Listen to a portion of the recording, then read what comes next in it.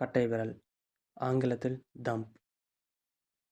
இரண்டாவது ஆள்காட்டி விரல், இண்டெக்ஸ் ஃபிங்கர் அல்லது பாயிண்டிங் ஃபிங்கர். மூன்றாவது நடுவிரல், ஆங்கிலத்தில் மிடில் ஃபிங்கர். நான்காவது மோதிர விரல், ஆங்கிலத்தில் ரிங் ஃபிங்கர். ஐந்தாவது சுண்டு விரல், ஆங்கிலத்தில் பிங்கி ஃபிங்கர்.